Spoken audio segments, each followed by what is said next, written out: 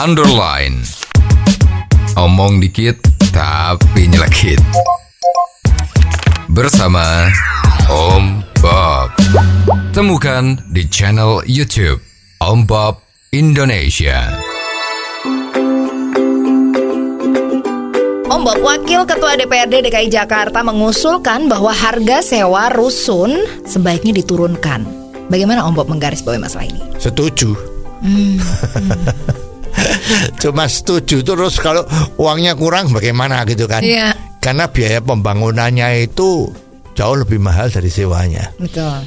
Di Indonesia ini harga sewa rumah ya atau macam-macam sewa rusun, sewa rumah itu sepertinya harga sewanya itu cuma 3% dari harga seandainya itu dijual. Jadi ceritanya kalau harganya rusun atau rumah sederhana itu 100 juta, maka kalau disewakan itu cuma 3%. Jadi cuma sebulannya cuma 3 juta. Nah, ini yang menjadi fenomena yang di Indonesia ya. Jadi semua orang lebih baik menyewa daripada membeli. Namun untuk rakyat golongan kecil itu ya terasa mahal. Kalau sekarang rusun di pemerintah DKI itu per bulannya 3,5 juta ya. Itu satu rusun isinya 2 kamar ya atau 1 kamar begitu ya itu masih berat. Ya kalau itu bisa diturunkan jadi 1.250.000 ya bagus. Tapi paling bagus kalau bisa sebulannya 500.000. Karena banyak orang-orang yang gajinya itu UMR, katakanlah Jakarta itu kan 5 juta atau 5,5 juta ya. Itu kalau bayar sewanya itu 1.250.000 kan berarti kurang lebih 25%-nya dia untuk biaya sewa. Belum biaya transportnya macam-macam. Ya, jadi paling betul adalah peraturan ini dilakukan dengan subsidi yang gede. Bila perlu cuman 1 bulan 500.000. Agar supaya 500.000 itu ada tanggung jawabnya. Aku udah sewa, ya jadi saya ikut memiliki untuk memakai, dan biaya 500.000 itu diberikan kepada koordinasi atau persatuan dari rusun itu untuk perawatan. Harus dicat ulang, sanitasinya harus bagus, listriknya udah oke, ya, air minumnya harus bisa lancar, seperti itu. Nah, namun biasanya di Indonesia itu kan orang banyak akal. Oke, saya di sini bisa dapat sewa murah 500.000. Dia berusaha lagi daerah lain, sewa lagi 500.000. Terus setelah itu bagaimana? Sewakan orang lain. Ya, jadi dia sewa dari pemerintah 500.000, tapi disewakan orang lain 2 juta. Ya, jadi dia punya 10 gitu ongkang-ongkang. Ya, dapat 15 juta sebulan. Ya ini kan nggak adil. Maka sebelum subsidi ini dilakukan, itu elemen-elemen pendukung ini harus dilakukan. Ya, contohnya datanya itu harus betul. Yang boleh menyewa itu hanya si A yang sudah ditentukan kan, dia pegawai golongan berapa, penghasilannya berapa, namanya siapa, ada kartu keluarganya. Oke, itu boleh. Setelah dia dapat sewa ini, maka orang ini harus dimonitor.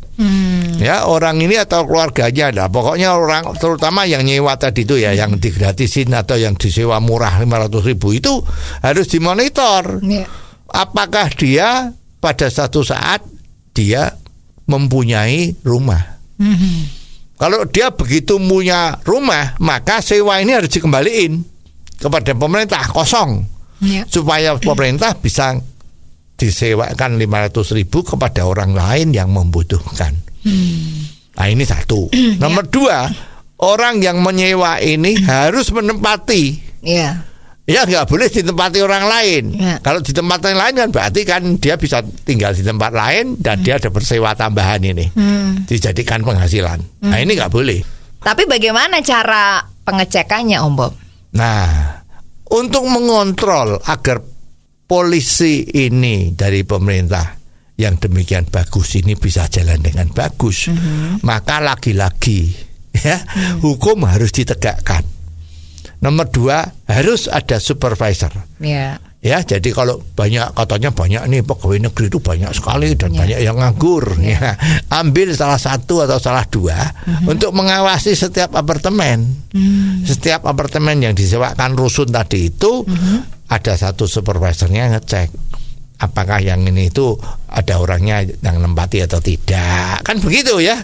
Terus ini apakah ini yang nempati sini itu namanya masih sama yang menyewa, dan seperti itu.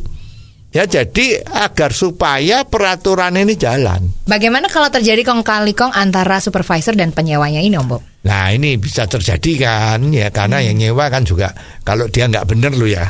Kalau dia sudah punya rumah yang lain atau dia bisa sewa yang lain atau dia tidak tempati lagi tapi dapat sewa, ya kan. Ngaku ini saudara saya macam-macam itu kan banyak jalan menuju rumah. Nah, supervisornya aja irundingan ya. Udah aku ditolong lah, ini kan sama-sama saya juga cari duit nih, ya dah. Udah aku bagi aja. You maunya berapa kita bagi. Misalnya dia sewakan 2,5 juta. Nah, dia kan untung 2 juta. Ya udah, you pura-pura nggak tahu ya, gua kasih lu tiap bulan 500.000. Nah, misalnya seperti itu kan bisa itu. Betul. Ya, mentalnya orang-orang supervisor ini kan mungkin juga sebersih yang kita bayangkan. Tergodalah dia. Ya, bayangin kalau rusun itu satu unit ada 80 unit. Masing-masing ngasih dia 500.000 kan. Dia jadi supervisor, kelihatannya kerjanya susah, kelihatannya hebat, tapi duitnya banyak. Karena dari yang ilegal tadi. Nah, kalau ini terjadi gimana? Ya dihukum lagi. Dipecat, dihukum. Bila perlu dihukum mati. Ya, jadi supaya jangan lagi ada supervisor yang menyalahgunakan kekuasaan untuk keuntungan pribadi.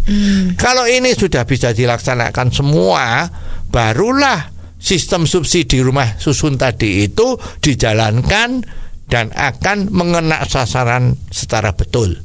Ya, bukan cuma pencitraan. Ya udah, ini aku turunin jadi 1.250.000. Kurang, harusnya menjadi 500.000 agar betul-betul rakyat yang menempati itu bisa menggunakan pendapatan dia yang kecil tadi itu untuk hidup lebih layak.